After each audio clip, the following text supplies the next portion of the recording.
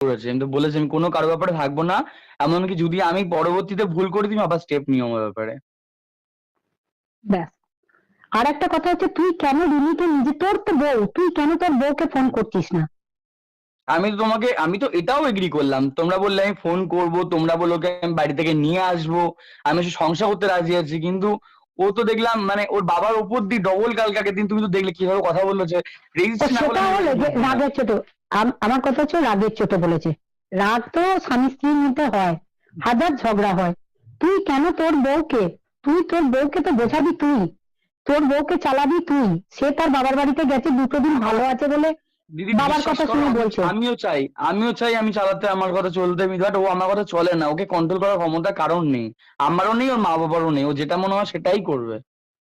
কারণ এখানে তুমি যখন বলেছিলে বা ওই কাউন্সিলর দিদি যখন বলেছিল দুদিনের জন্য ঘুরে আসার জন্য, ওকে আমি বারবার বলেছিলাম দুদিনের জন্য ঘুরে আসো, কিন্তু তোমার অমতে তুমি না থাকা সত্ত্বে ওর মা মাসি পিসি আমার কাছে ভিডিও ফুটেজ আছে, এখান থেকে যখন ওকে নিয়ে যায় আমাদের পাড়ার লোকের সামনে, আমি তো ভিডিও দিতে পারছি না, পাবলিককে বলতে পারছি না যে কি ঘটনা ঘটেছে সেদিনকে, পাড়ার লোকের সামনে আমাদের পাড়ার লোককে অপমান করে, আমার পাশের বাড়ির লোককে অপমান করে, চিল্লামিল্লি করতে করতে ওর মা আমাদের দুর্গা মণ্ডপের সামনে, মানে তুমি তো থাকলে এটা হতো না, আশা করি তুমি থাকলে এটা কখনোই হতো না, যেভাবে নোংরা সেটাই তো বিহেভ করে আমি তো বললাম যে অ্যাকচুয়ালি কারণ তখন তুমি ঘটনাটা কি হচ্ছিল বলতো। আগেরবার এসছো, ওকে ভালোবেসে দিয়ে গেছো, আমরা রাখতে চাইনি সে সময়টায়, কিন্তু বাট এরকম ঝামেলা অশান্তি হয়নি, বাট এবার যখন ওর মা মাসি পিসিরা এসেছিল, আসার পরে নোংরা ভাবে রাস্তায় চিল্লামিল্লি করতে করতে গেছে আমাদেরকে অপমান করে সারা পাড়ার লোকের সামনে, তখন রিমি চুপ করেছিল, তখন আমার মাসি বড় মাসি এসেছিল ওই মুহূর্তে, আমার বড় মাসি আমার সাথে কোনো কথা নেই কারণ মাসিটা উল্টো পাল্টা খারাপ কথা বলেছিল সেই কারণে, তো মাসি আর বৌদি এসেছিল সেই গাড়ির সামনেটা মণ্ডপের সামনে, তো মাসিদের সাথে কথা বলে এমনকি সেই মধ্যেও চিল্লে চিল্লে বলে যাচ্ছে আপনার একটাই ছেলে জন্ম দিয়েছেন আর কোথাও ছেলে নেই,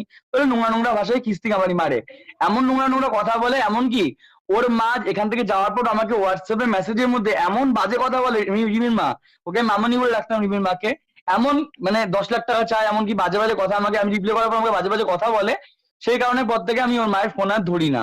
আমি কিন্তু ওর মাকে ভালোবাসতাম, যেহেতু কালকে আমাকে ওর মা ফোন করেছিল, ব্লক লিস্টের কাছে ফোন ঢুকেছে, আমি কল ব্যাক করিনি সেই কারণে, কারণ একটা মানুষের কাছে বারবার অপমান নিতে নিতে আমি আর নেই সেই জায়গাটায়, কিন্তু যতবার আমি ভুল করেছি বললে তোমরা যতবার কল করেছি ততবার ফোন রিসিভ করেছি, আমি জানি আমার ভুলটা হয়েছে। দেখো, দেখ প্রীতম, আমি তোকে একটা কথা বলি।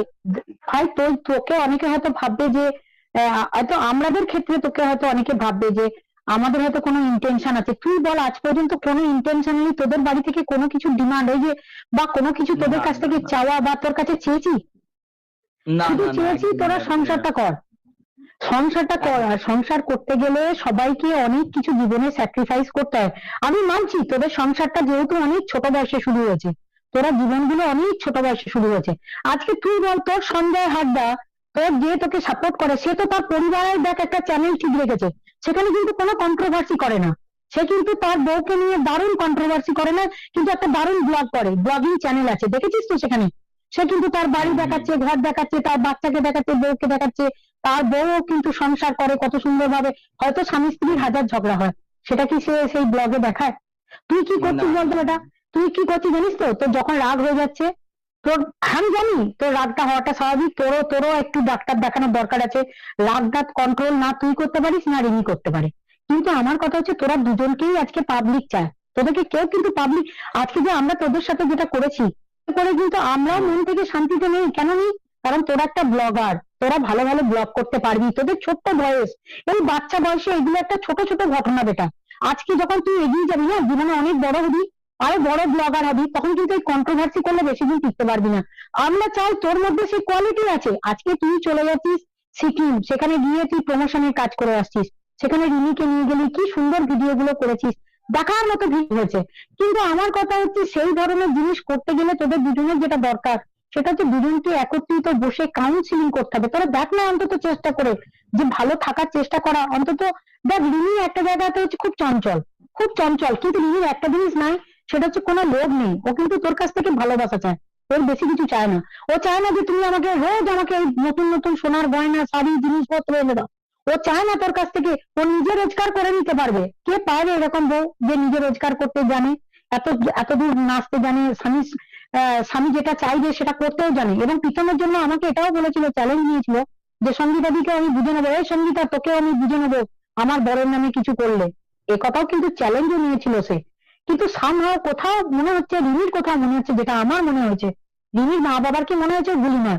কিন্তু তুই যে রিমিকে বিয়ে করে নিয়ে এসেছিলি তখন তার মা বাবার এগেনস্টে গিয়েই বিয়ে করে নিয়ে এসেছিলি, সেই রিমিকে তুই ফিরিয়ে আনতে মা পারবি বাবার না? না, মা বাবার নয় দিদি। এবার দুজনের মধ্যে একটা সম্পর্ক ভালো ছিল, সেই পরিপ্রেক্ষিতে অনেক কেস কামারি পর ওর মা চেয়েছিল যে আমরা বিয়েটা করে সুখে থাকি। তারপর ওর মা আমাদের বাড়িতে আসে, তারপর বিয়ে প্রস্তাব দেয়, তারপর বিয়েটা হয়। হুম। আমার যাই আমার হোক, কোনো প্রবলেম নেই, ভালোবেসেছিলি তো? তুমি কাউন্সিলিং করতে বলেছো, আমার কাউন্সিলিং এ প্রবলেম নেই। আমার মাথা গরম হয়ে যায়, আর এটা স্বাভাবিক ব্যাপার, কিন্তু তাও আমারও কাউন্সিলিং করতে কোনো প্রবলেম আমি তো নেই। অন্তত সমস্ত কেউ জানুক আর না জানুক, কেউ জানুক আর না জানুক, সেই সময় আমি তোকে জানি ফোনে ছিলাম, সেই সময় আমি দেখেছি তুই যেটা করেছিস সেটা হচ্ছে প্রচন্ড রেগে গেছিলি, যা বলছিলি দিনিও তার পাল্টা উত্তর দিচ্ছিল। দুজনের মধ্যে এই এই জায়গাটা কেন যাচ্ছে বলতো? তার একটাই কারণ, আজকে হচ্ছে তোরা যে হাজবেন্ড ওয়াইফ, তোদের মাঝে প্রচুর লোক ঢুকে আছে। দেখ, আজকে একদিনের জন্য আমি তোকে ফোন করিনি, রিমি যাওয়ার পর 2 মাস ছিল, একদিনের জন্য তোকে ফোন করেছিলাম, আমি তো দিয়ে এসেছিলাম। কেন করিনি জানিস তো? যেহেতু কেন করিনি, লোকে হয়তো বলবে যে আমি হয়তো তোদেরকে চালাতে চালাতে চাইছি বা পরিচালিত করতে চাইছি, তোরাও হয়তো কোথাও তোদের মাথার মধ্যে এটা ছিল। তোদেরকে কেউ বলেছে যে সঙ্গীতা চক্রবর্তী তোদেরকে পরিচালিত করতে চেয়েছে, বা কেউ হয়তো বুঝিয়েছে। কিন্তু আমি একটা জিনিস বুঝতে পারছি না, তোর বউ কখন ঘুম থেকে উঠছে, 11টায় উঠছে না 12টায় উঠছে, সেই খবরটা চলে যাচ্ছে কন্ট্রোভার্সি ক্রিয়েটারদের কাছে। এবং তোর মা সেটা বলছে, সেটা তারা নিজেরাই লাইভে বলছে যে বাড়ির বউ উঠছে 12টার সময়, এসি ফ্যান চালিয়ে রাখছে, এগুলোও তো খারাপ। আজকে তোর বাড়ির খবরটা কেন বাইরে বেরোবে বাবা আমার, তুই সেটা আমায় বল। আমার বাড়ির বাইরে খবর বেরোনোর পিছনে শুধুমাত্র আমরা নিজেরা চাইবো না দিদি, ফার্স্টে আমাদের ঘরের জিনিস বাইরে যাক, সেটা কোনো পরিবারই চায় না। আমাদের মধ্যে ঝগড়া হলে মেন প্রবলেম হচ্ছে কোনো রকম কোনো প্রবলেম ক্রিয়েট হলে রিমি সেটা ভালোবেসে ওর মাকে জানায় যে মামাম এটা আমার সাথে ঘটেছে বা এটা হয়েছে। সেটা ওর মা কথাটা আমাকে ফোন করে যদি মিটিয়ে নেয় তাহলে ব্যাপারটা মিটে যায়। আমার মাকে বলে যা প্রবলেম হবে আমাকে ফোন করে মিটিয়ে নেবে। সেই মুহূর্তে ওর মা লাইভ শুরু করে দেয়, ভিডিও শুরু করে দেয় একটা মিথ্যা কথা বলে যে মেয়েকে আমাকে এভাবে হ্যাঁ, মানে ওকে ধরো ওর সঙ্গে আমার ঝগড়া হয়েছে, বলে দিল মেয়েকে আমার না খেতে দিয়ে মারধর করা শুরু হয়ে গেছে, সেটা রিমিও জানে মিথ্যে কথা। যখনই শুরু হয়ে যায় তখন আমার মা লাইভ শুরু করে দেয় যে আমরা তো খেতে দিয়েছি, কেন তাদের মিথ্যে কথা শুনবো। আবার তখন আমার মাথা গরম হয়ে যায়, রিমি যখন প্রতিবাদ করছে না, সত্যি আমি করিনি, কেন এটা হচ্ছে। এইটাই প্রতিবার রিভেঞ্জ, বারবার সেম কাজটাই হয়। আর ওর মাকে কিছু কষ্ট করে না, বলে, ওর মা ভিডিও নামিয়ে দেয়, পরিপ্রেক্ষিতে এটা আবার এটা শুরু করে। ঘটনা, এটা এটা ঘটনা ঘটনা। পিঙ্কির, এটা ঘটনা যে পিঙ্কি কন্ট্রোভার্সি করতে বসে পড়ে বা ভয় পায়। কেন ভয় পায় সেটা বলি তোকে। আজকে সিকিউর তো প্রত্যেকটা মা বাবাই চায়, একটা মেয়েকে যখন বিয়ে দেবো, ধর তোর বাড়িতে পাঠালাম, বা ধর তোর যদি বোনই হতে, আজকে ধর আমি বলছি তুই যদি তোর বোনকে অন্য কোথাও বিয়ে দিতিস, সেই পরিবার থেকেও যাতে একটা সিকিউর লাইফ, অর্থাৎ সেই পরিবারটা তাকে নিরাপত্তা দেবে, অর্থাৎ তার তার গোপন কথাটা তারই কন্ট্রোভার্সি চ্যানেলে, মানে তার নিজের প্রিয় কন্ট্রোভার্সি লোকেরাই তারাই বলে দিচ্ছে এই মেয়েটা এই করে, রান্না করতে জানে না, কাজ করতে জানে না। সবই মানছি রিমির মধ্যে গুণ নেই, কিন্তু কিছু গুণ যেগুলো আছে যেগুলো তোরা ইউটিলাইজ করতে পারিস। একটা মেয়ে তো সর্বগুণ সম্পন্ন হয় না, বা একটা মেয়ে সবসময় একটা ছেলের উপযুক্ত প্যারালাল তার স্ত্রীও হতে পারে না। অনেক সময় ছেলেটাকে অনেকটা এগিয়ে আসতে হয়, মেয়েটাকে অনেকটা এগিয়ে আসতে হয়। রিমি কিন্তু চায় না যে কন্ট্রোভার্সি গুলো হোক, কারণ ওর মানসিক ভাবে তুই নিজেও জানিস, ও প্রচন্ড রেগে গেলে সেইভাবেই মানে রিয়াক্ট করে। আর আস্তে আস্তে যেটা শুরু হয়েছে, একজন দিচ্ছে প্রীতম কেন স্যাক্রিফাইস করবে? স্যাক্রিফাইস কাউকে করতে বলছি না বেটা, এটা স্বামী স্ত্রীর ম্যাটার। স্বামী স্ত্রী যদি ভালো থাকে, আজকে তার থেকে সুখী তোমরা হবে না। আমি তো জানি এই ভিউয়ার্সরা সবাই তোদেরকে ভালোবাসে, সমস্ত ভিউয়ার্সরা তোদেরকে ভালোবাসে। তোদের শুধু যে একা প্রীতমকে ভালোবাসে তা নয়, রিমিকেও ভালোবাসে, রিমিরও কিছু কাছের লোক আছে।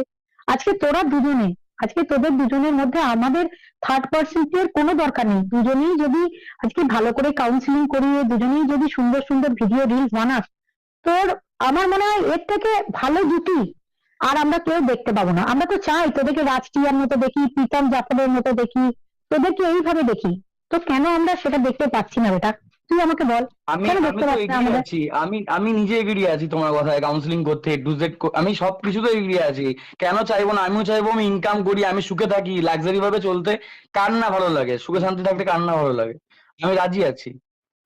আমি তো নিজে ঠিক এই ঠিক। কারণেই বলেছিলাম দুটো ফ্যামিলি একসাথে বসে মিটমাটটা করবো, তাহলে ওর মেন রিমি চায় রিমির মা বাবাকেও, রিমির হাজবেন্ড কেও, কারণ আমিও চাইবো রিমির ওর বাড়িতে যাক, আমিও রিমির বাড়িতে যাই, রিমি আমার বাড়িতে পিঙ্কি, আসুক, তাহলে কখনো পিঙ্কি, অশান্তিটা হতো না। পিঙ্কি, তুমি যদি পিঙ্কি বা তাহলে তপন এখানে থাকলে লাইভে এসো, আমার লাইভে লিঙ্কটা ধরে উঠে এসো এখানে, বা রিমি তুই তাহলে চাইলে এই লাইভে আসতে পারিস।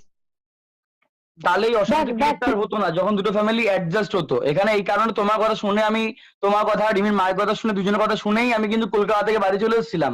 বলেছিল যে ওর বাবা আসবে, রিমির মা আমাকে মেসেজ করে, যে এমনকি ফোনও করে, 1 ঘন্টা 2 ঘন্টা কথা হয় কলকাতায় বসে। তখন রিমির মা আমাকে বলে আমি ওর বাবাকে নিয়ে যাবো, বাবা তোমার কাছে 2 দিন টাইম দাও। সেই হিসেবে আমি চলে আসি যে ঠিক আছে, দুটো ফ্যামিলি তো এক হতে চলেছে, তাহলে এক হোক না, তাহলে এক হলে তো কোনো অশান্তি আর থাকবেই না। এখন রিমির মাকে কষ্ট করে যেটা বলছে, তখন আমি ওর বাড়িতে চলে যাবো, ব্যাপারটা মিটমাট হয়ে যাবে।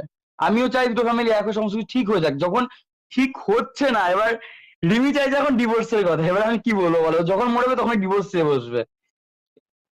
দেখ একটা কথা বলি, এটা একটা রাগের কথা। ও কি তোকে ডিভোর্স দিচ্ছে? ও ও অলরেডি আগে রিমি করে কি তোকে অ্যাপ্লাই করে ডিভোর্স ফেলেছিল, দিয়েছে? চলছিল ডিভোর্স কেস। এবার ও এক জায়গায়, অ্যাকচুয়ালি ওর মাথাটা এমন, আমি এটাই ওকে বুঝতে পারি না, ও কেন এক জায়গায় বেশি দিন থাকতে পারে না কোনো জায়গায়। এটাই আমার মাথায় পুরো মানে আজ পর্যন্ত ঢুকলো না।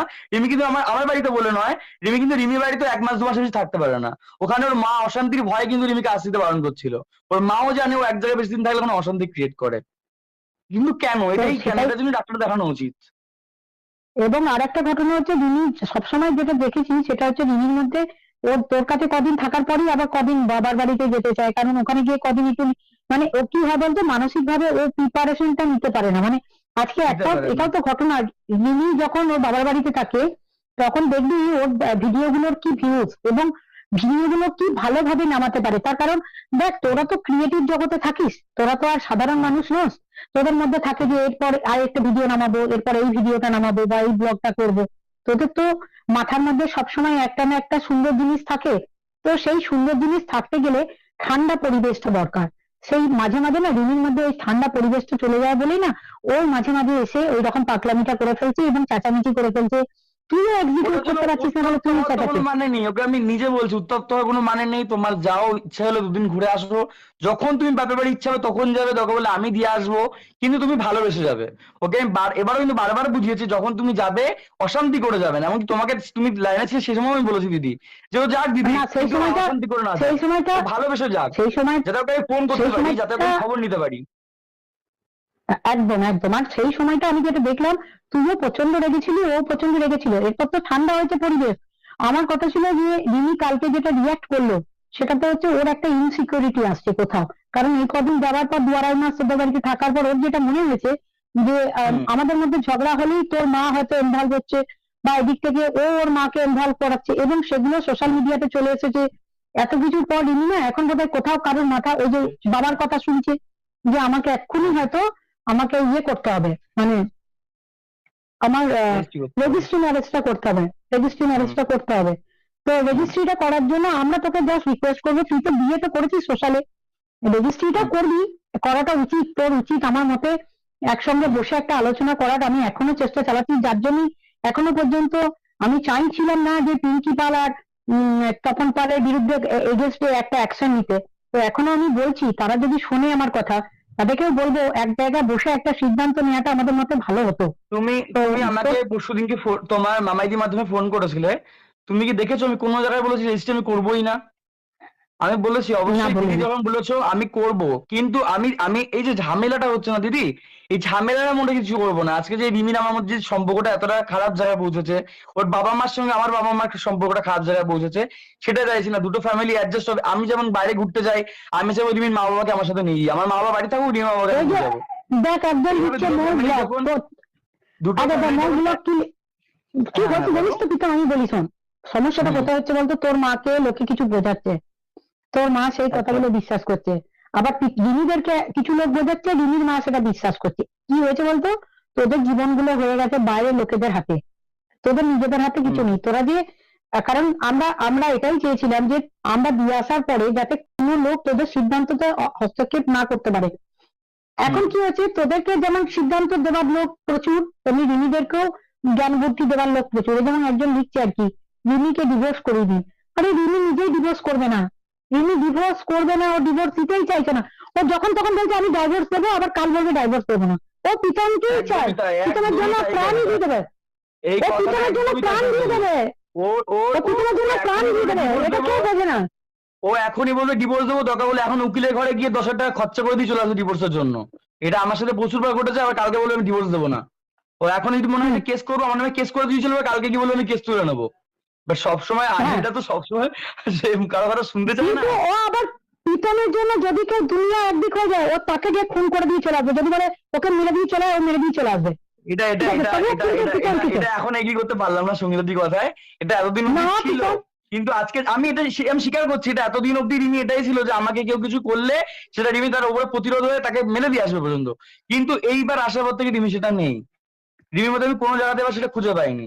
আমি তোমাকে কি করে বলছি বলছিস এক তুই? দুটো বছর ধরে, সত্যি বলছি, তুই কি আমি করে এটা বললি? তুই কি করে বললি? এতদিন ধরে আমি ওকে দেখে এসেছি, এটা তুই রিমি করে বসে এসছে। বসে বললি, বলে সঙ্গীতা দিকে গাল দাও, ও গাল দিয়ে দিল। ও না বলে না ধরিত্রী দি, না দিকে দি, গাল দাও, তোমাকে আমি এটা, সীমা দিকে গাল তোমাকে দাও, তোমার প্রতি মাথা সবাইকে গরম গাল হয়েছে দিয়ে আমি নিজে, দিয়েছে।